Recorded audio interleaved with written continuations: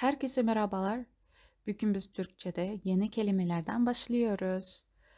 Алып кеттік. Бүгін жаңа сөздер үйренеміз және әрі қарай күрделі сөздерді құрап, бірнеше есімдерден тұратын күрделі тіркестерді құрап үйренетін боламыз. Бастаймыз. Бірінші түркшесін оқып аударамыз. Негізі квиз жазбадық, скоро квизді де алуымыз керек. Сөздерді жаттау өте маңызды. Алып кеттік. Аквариум. Не дейді? Аквариум. Anne baba. Anne baba дегеніміз ата-ана, anne baba. Бірге жазылады. Антен. Антен. Антена. Айна. Айна. Зеркало. Бізде де айна дейді қазақшада. Baş. Baş. Bas. Beyaz. Beyaz. Ақ.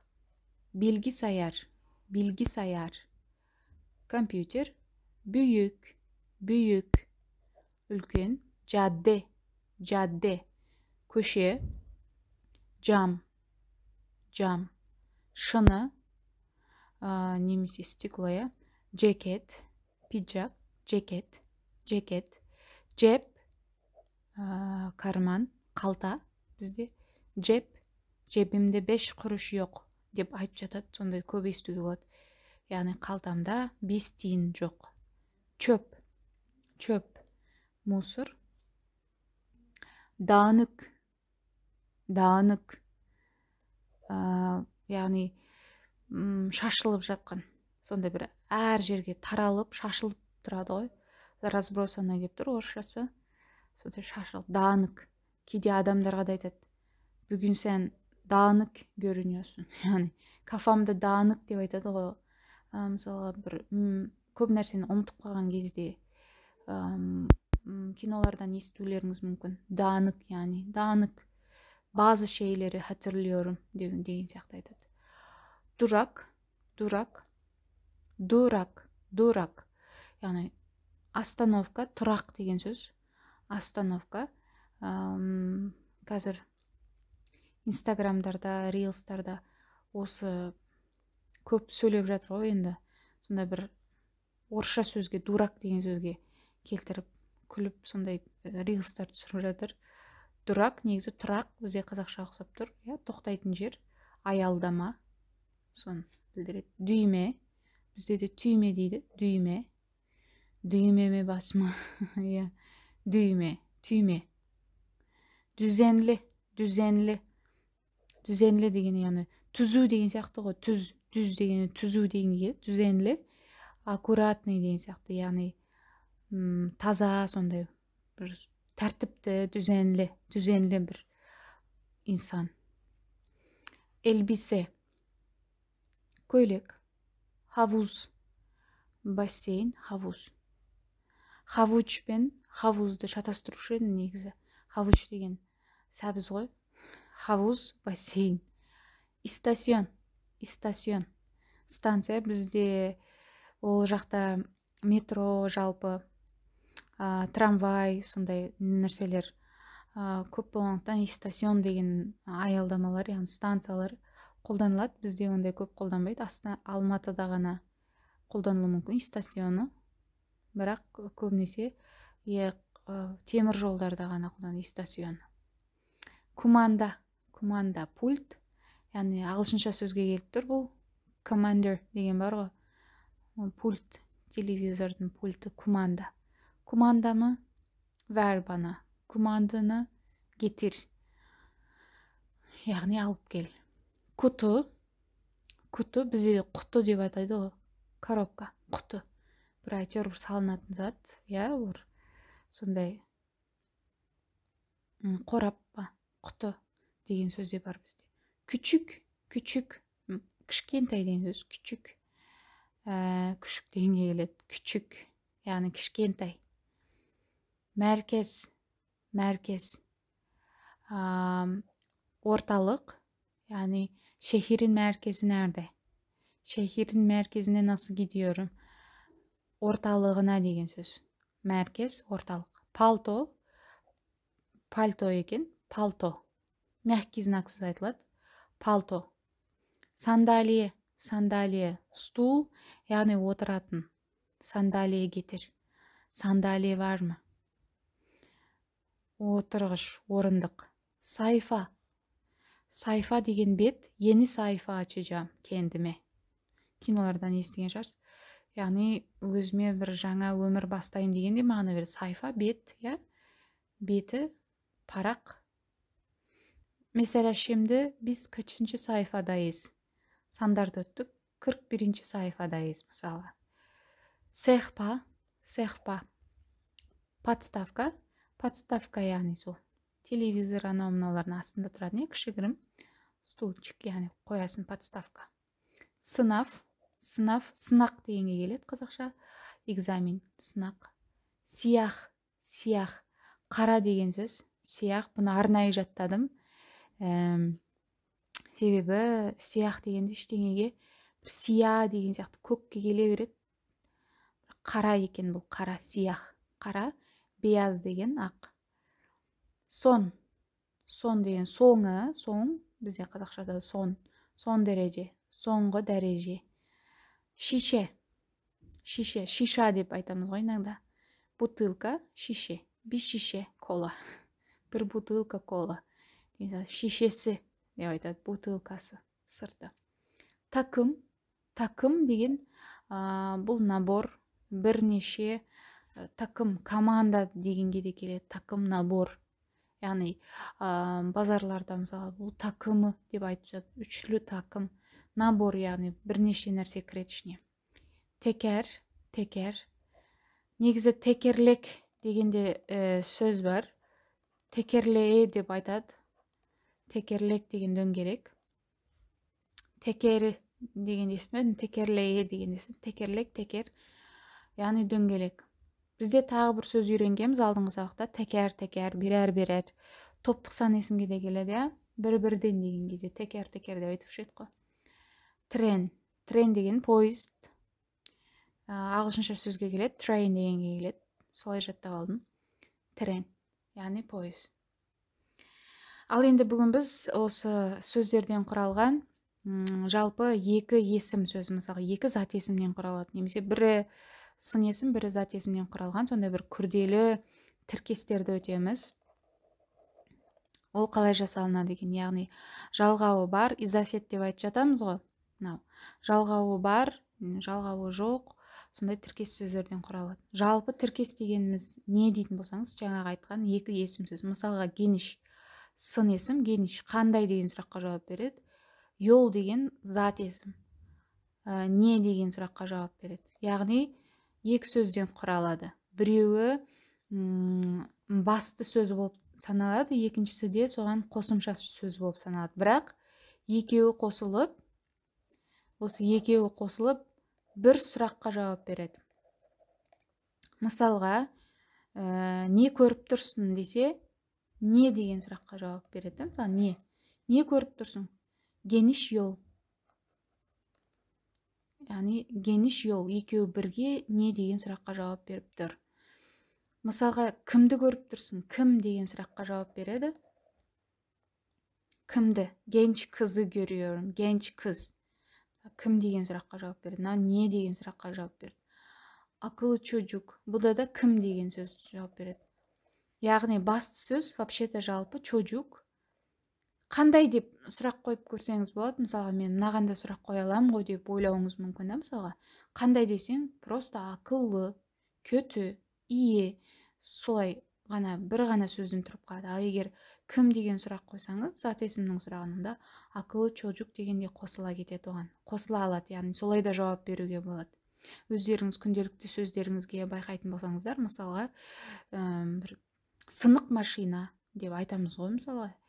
Не бұл десе, мысалы, бұл сынық машина деп айтамыз. Мысалға, бір сұраққа жауап береді. Яғни екі сөзден құралған. А егер жеке-жеке сұрақ қоятын болсаң, онда ол екі түрлі сұраққа жауап беретін болатын еді. Бірақ біз сөз арасында негізі былай шатастырмай түсіндіріп көрейін деп жатырмын сіздерге. Ережелерді егер оқи беретін болсаңыз, кішкене шатасасыз ғой, сол себепті де, яғни бір сұраққа жауап беріп, екі есімнен тұрса, күрделі, яғни сөз тіркеске жатады екен. Олардың мысалға мына жерде акыллы чөжүк екеуінде де қарап тұрсаңыз, байқап тұрсаңыз, ешқандай жалғау жоқ. Мысалға анау гениш дегенде де жалғау жоқ. Генч, акыллы, ешқайсысында йол, қыз, чөжүк. Енді осы тіркестердің түрлері болады екен. Бізде де қазақшада болған еді ғой. Мысалға қатысты сын есім деген сияқты сондай заттар. Яғни ол қалай? Орманды жер. Орман деген жалпы өзі зат есім бізде бір сөзден ақ құрала береді. Орманды жер. Орман дегеннің өзі де зат есім. Д-ны жалғау арқылы, яғни жалғау, изафет дейді ғой, осыны түркшеде. Д, Д, Т, Т деген жалғау арқылы не болып кетті? Яғни қандай жер деген сұраққа жауап беріп кетті да. Не деген сөз? Таулы аймақ. Тау деген мысалға жалпы зат есім, бірақ таулы лі деген жалғау арқылы қандай жер? Таулы жер болып кетті, сондай сияқты. Соны өтеміз. Яғни түркшеде де бар екен сондай. Ол қалай жасалынады? Яғни мынандай с, си, су, сө деген жалғаулар арқылы егер дауыстыға біткен болатын болса сөз, яғни жалғанатын сөз, егер дауыссызға бітетін болса и, у, ö деген жалғау жалғанады екен. Мысалға сөздер көрейік, мысалы түрк колледжі деген берген. Түрк колледжі. Мынау қандай здание жалпы, бұл қандай здание бұл? Түрк колледжі. Түрк колледж десеңіз келмей қалды уже. Не нәрсе, кімдікі, қандай деген сұраққа жауап берді. Мынау қандай здание, мынау қандай ғимарат, қандай деген сұраққа, мысалы, бұл түрк колледжі. Мысалға, мынау қандай әдемі жер, окул бақшасы бұл. Кімнің дегенде сұраққа жауап береді. Окул бақшасы. Яғни окул бақче деп айтамайсыз ғой. Яғни окул бақшасы, былайша айтқанда, мектептің несі? Мектептің бақшасы. Осылайша мысалға осы қатысты сын есімге бер деген сөз қосылу арқылы жасалуы да мүмкін. Яғни қалай ол? Зор бір түркче сынавы. Зор сынав деген сөзде зор сынав. Түркче сынавы, яғни түрік тілі қандай экзамен өсі? Түрік тілі экзамен, түркче сынавы. Зор бір түркче сынавы, яғни бір деген сөз біз алдыңғы сабақтарда айтқанбыз. Белгісіздікті білдіреді. Мен сіздерге әйтеуір деген сөзбен келтіріп айтып берген едім, әйтеуір, яғни әйтеуір деген толық ақпарат білмейсің, белгісіз, яғни әйтеуір деген сөзбен келтіріп берген. Зор бір түркче сынавы, яғни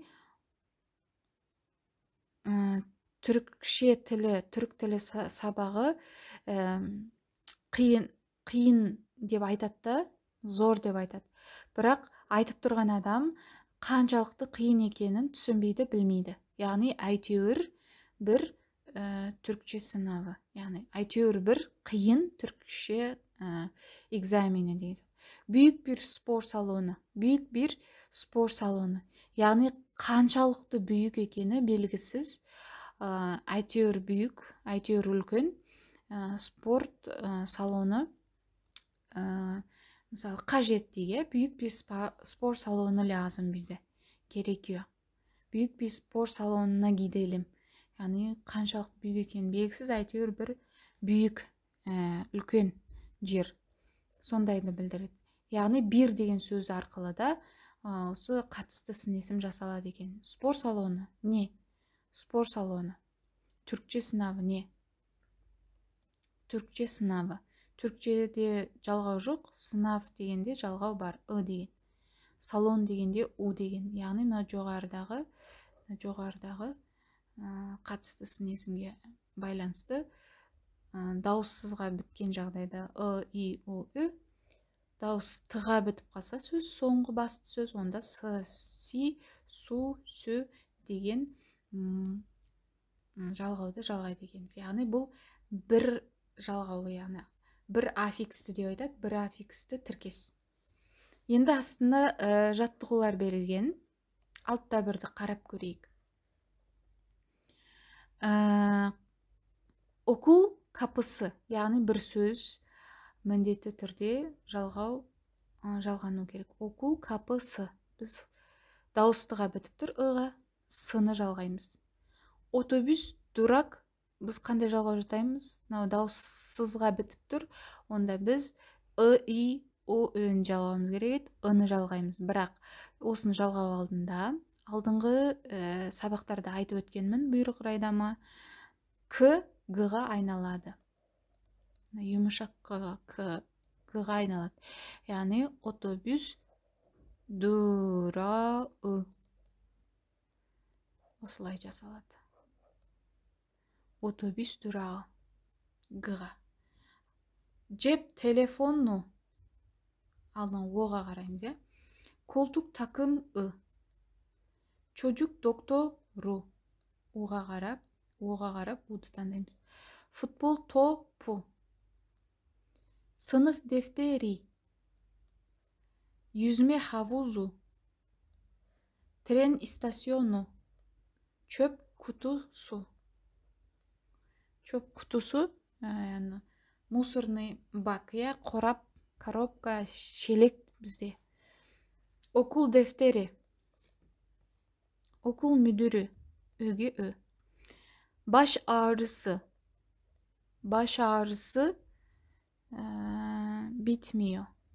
Mesela çalışma odası. Banyo aynası.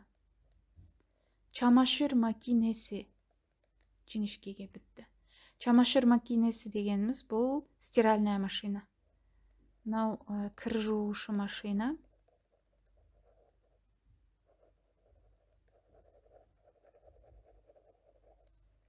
Баньоны, яғни не ғой, душеваядағы айна. Баньо дейді. Душ деп қойын. Çalışma odası дегеніміз бұл жұмыс ода деген бөлме. Жұмыс бөлмесі. Баш ağrısı, яғни ağrы, бұл ауру, бас ауруы. Окул мүдірі. Мүдір дегеніміз директор, мектеп директоры. Окул дефтері. Yani мектеп дәптері. Çöp дегеніміз мусор еді, çöp kutusu. Çöp kutusuna bırak. Tren istasyonu дегеніміз поездың станциясы. Аударудың қажет жоқ деп ойлаймын. Қалған сөздердің барлығын уже сіздер білесіздер. Және мынаны 6-да 2-ні бастап қарап көрейік. Мысалы, футболный мяч дейді. Астында бар, уже алдыңғы жаттығудан арап қарай бересіз. Сумка, мысалы, окул чантасы. Мысалға, көшеде бір сумка көрген кезде, айтасың ғой, мынау қандай сумка? Мынау не сумка? Мынау қандай сумка, я? Қандай деген сұраққа жауап берген кезде, мысалға, окул чантасы бұл. Қандай? Қандай сумка? Окул чантасы, мектептің сумкасы. Яғни детский врач дейді. Çocuk doktoru. Бұл не? Отобус durағы. Қалған бәрінің астында бар. Сол жақтан естеп алуға болады. Аударып, өзіңізге тәжірибе ретінде жаттауға, осылайша көмектесуге болады. Тыңдағандарыңызға рахмет. Келесі сабақтарда кездескенше.